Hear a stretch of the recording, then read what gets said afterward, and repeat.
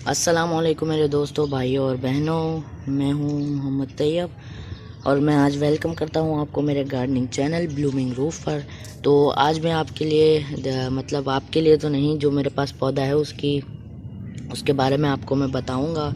तो आप ये गुलाब का पौधा है, रोज़ प्लांट है और ये देसी रोज़ है। इसमें रेड कलर के फूल आते हैं, जैसे कि मतलब इंग्लिश रोज़ नहीं है जिसके अंदर अलग अलग टाइप के फूल आते हैं, वाइट पिंक इस तरीके से। ये रेड जो रोज़ हमारे पास होते हैं, जो हार वगैरह में इस्तेमाल होते हैं, ये वो वाले इसमें फूल आते हैं।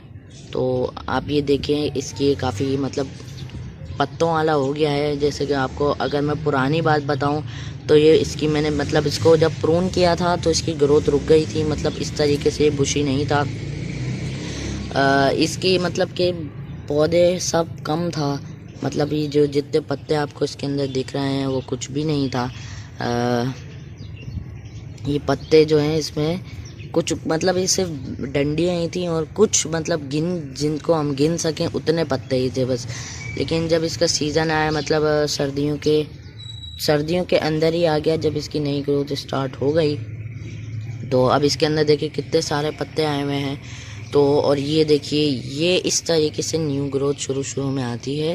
ये पहले रेड कलर की होती है, उसके बाद आहिस्ता आहिस्ता जब ये बड़ी होती है, धूप मिलने की वजह से जब ये अपना फोटोसिंथेसिस का अमल करते हैं और प्रोसेस अपना शुरू करते हैं, तो आहिस्ता आहिस्ता से ये प्लांट अंदर क्लोरोफिल जो होता है, प्लांट के अंदर जो ग्रीन पत्ते होते हैं उसके अंदर क्लोरोफिल होता है, जिसकी वजह से वो अपना ग्रीन कलर बनाते हैं।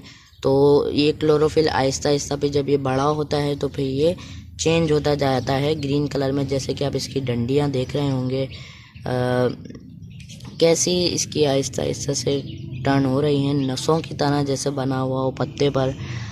तो ये आहिस्ता आहिस्ता जो है ग्रीन शेड पर आ रहा है। विजिबल इसलिए है क्योंकि इसकी जो मतलब जो नसें आपको दिख रही हैं वो आहिस्ता आहिस्ता ग्रीन हो रही हैं, तो इस वजह से आपको क्लियर व्यू दिख रहा है।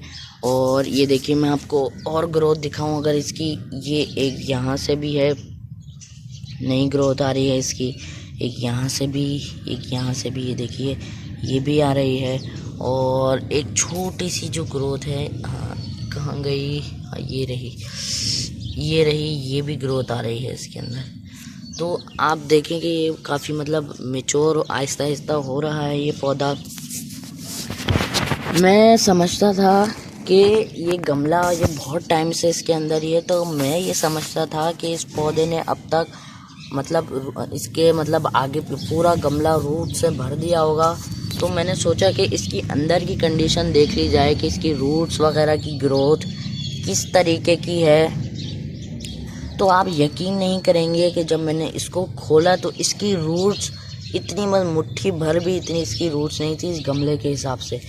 क्योंकि इसकी वजह ये थी कि जो मैं इसको नर्सरी से ख़रीद कर लाया था, तो जो नर्सरी वाले होते हैं जाहिर सी बात है उनके पास बहुत सारे पौधे होते हैं, और ये जब ये ऐसा मतलब गमलों में शिफ्ट करते होंगे तो ये इतनी जल्दी करते हैं कि बस इनको 2-3 मिनट भी नहीं लगते होंगे और इनका पूरा गमला सेट हो भी जाता होगा।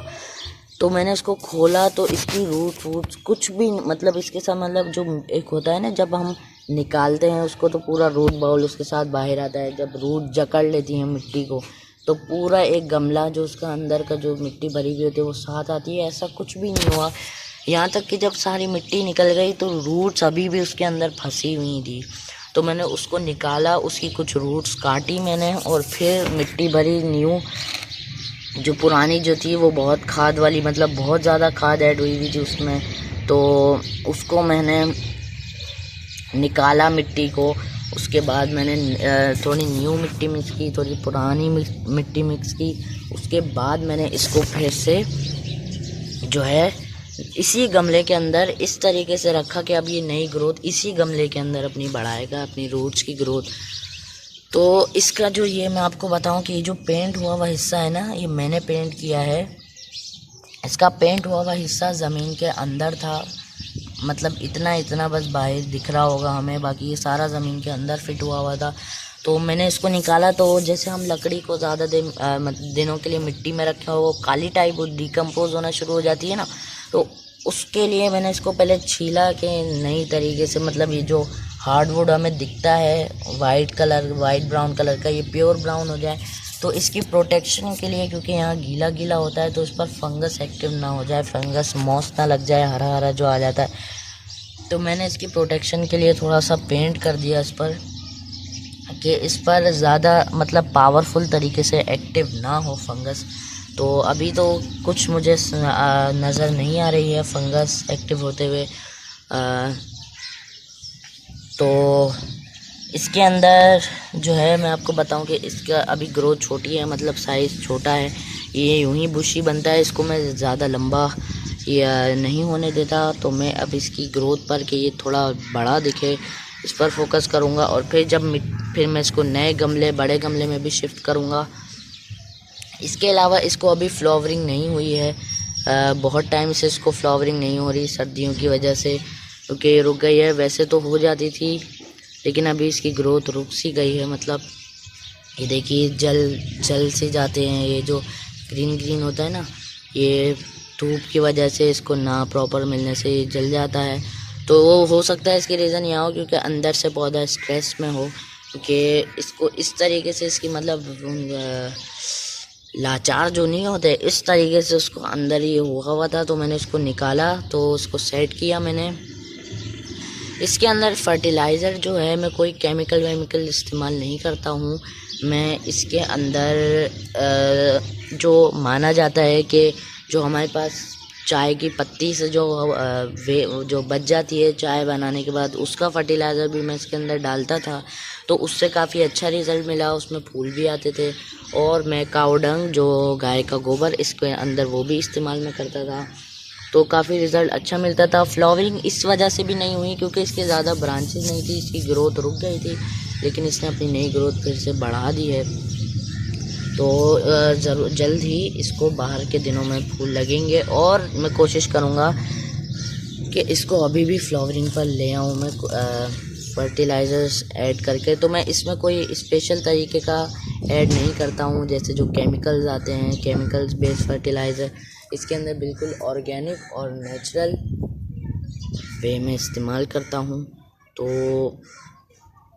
तो मैं आपको यही रिकमेंड करूँगा, जब भी आप इस तरीके, मतलब जो मैं नर्सरी से लाया था वो यही गमले में ही था, तो मैं आपको ये रिकमेंड करूँगा कि अगर आप नर्सरी से कोई पौधा लाते हैं और आप उसको उसी गमले में रहने देते हैं, तो आप उसको निकाल कर उसकी सेटिंग कर लिया करें, क्योंकि जो नर्सरी वाले जो होते हैं वो उसको मतलब ऐसे ही लाचारों की तरह जल्दी जल्दी से बस करके क्योंकि उनके पास और पौधे होते हैं और काम होते हैं, इसलिए उनके पास टाइम नहीं होता। तो आप टाइम देकर अपनी तरफ से इसको सही से इसकी सेटिंग कर दिया करें।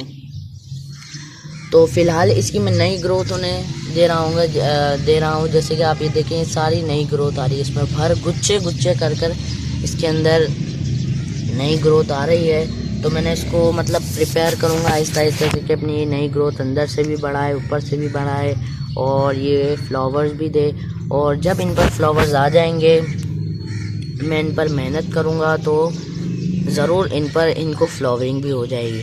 तो पूरी वर्ल्ड वाइड में जो मतलब एक जो फर्टिलाइज़र इसके लिए माना जाता है वो टी, अगर कंपोस्ट मतलब जो हम ऑर्गेनिक की बात करें तो टी जो है, टी का जो हम चाय बनाकर जो पत्ती छानने के बाद बच जाती है, आप उसको ड्राई कर लें और फिर अप्लाई कर दें इसके अंदर, और काफ़ी अच्छा रिज़ल्ट मुझे तो मिलता है।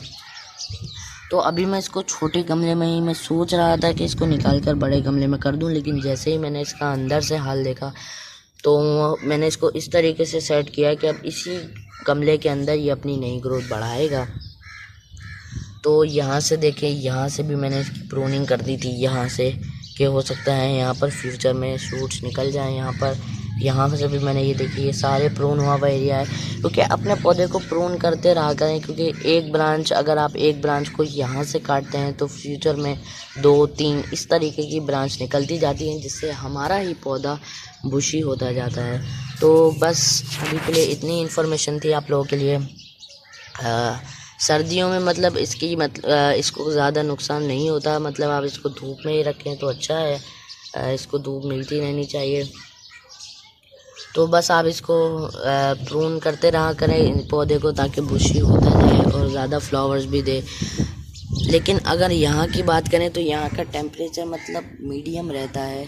यहाँ पर ज़्यादा सर्दी नहीं होती और ज़्यादा गर्मी भी नहीं होती, मतलब धूप प्रॉपर इन पौधों को मिल जाती है। जैसे कि आप ये देख सकते हैं टेम्परेचर, कि मुझे ठंडी हवाएं आ रही हैं, यहाँ पर काफ़ी सर्दी है।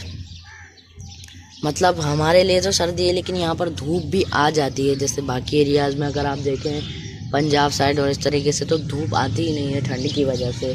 तो यहाँ पर तो प्रॉपर अमाउंट ऑफ जो है सनलाइट इनको मिलती है, ग्रोथ करते हैं ये। तो बस अब तक के लिए इतना ही था आप लोगों के लिए। मैं इसी तरीके से इसकी केयर करता हूँ और मुझे काफ़ी अच्छा रिज़ल्ट भी मिलता है। आप भी अपने पौधों का ख्याल रखिए सर्दियों के अंदर। और बस तब तक के लिए इतना ही है, इतनी इन्फॉर्मेशन है। मिलते हैं नेक्स्ट वीडियो के साथ। अल्लाह हाफ़िज़।